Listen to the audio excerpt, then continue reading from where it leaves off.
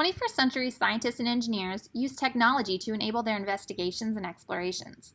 Amplify Science integrates technology in ways that reflect that, and I'm going to show you how your students will access those digital tools. First, in grades 6 through 8, students have the opportunity to complete much of their work through the digital curriculum website.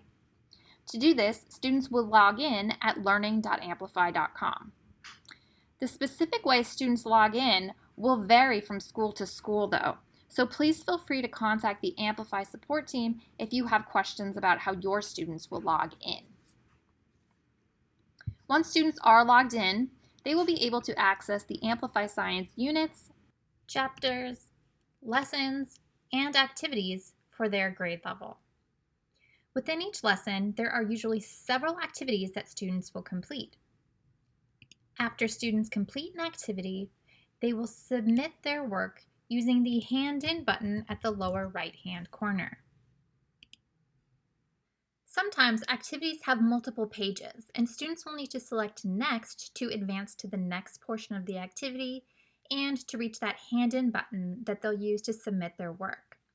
For example, in this lesson of the Traits and Reproduction unit, Activity 3 asks students to gather evidence using a simulation on the first page, and on the second page, to record some observations, and finally, to hand that in once they're done. Students can access simulations from 3 places. First, from a link found directly within the lesson activity. Second, from the overview section of the lesson brief page in those lessons that contain a sim use. And third, from the global navigation menu in the top left corner of their screens. In addition to sims, students will use something called modeling tools. Sometimes, like in this Traits and Reproduction unit, the modeling tool activities are paper-based. In those cases, you as the teacher will print the modeling tool copymaster from the digital resources area of the lessons that contain modeling activities. However, in other units, such as in the metabolism unit, which I will open now, the modeling tool activities will be digitally based.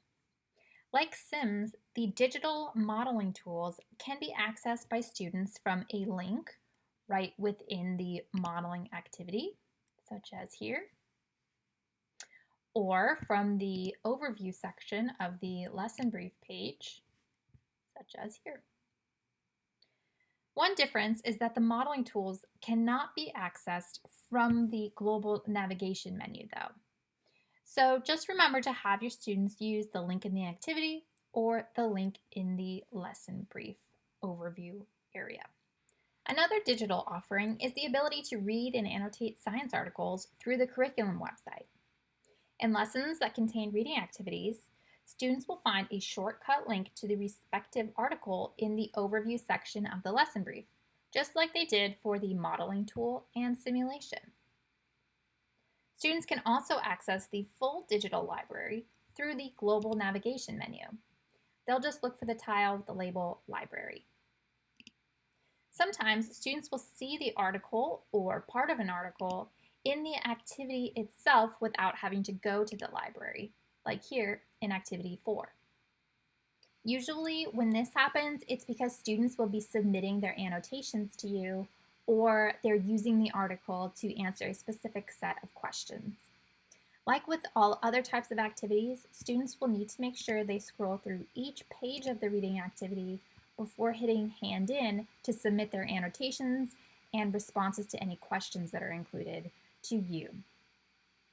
Teachers in grades 6 through 8 also have the opportunity to have their students take their unit assessments online. As long as you have unlocked the assessment lesson, students will be able to access and complete both the multiple choice and written response items via the curriculum website, just like they would for any other lesson activity.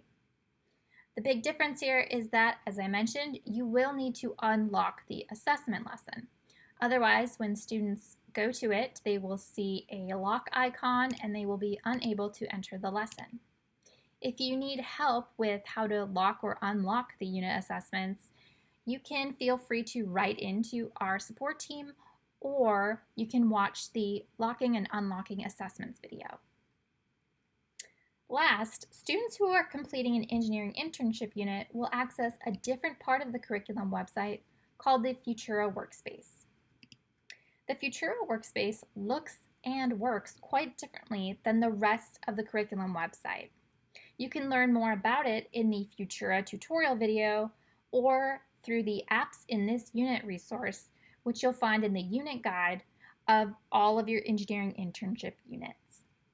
If you have questions about how to use the apps or any other student-facing technology, feel free to contact the Amplify support team. We are always happy to help. Good luck!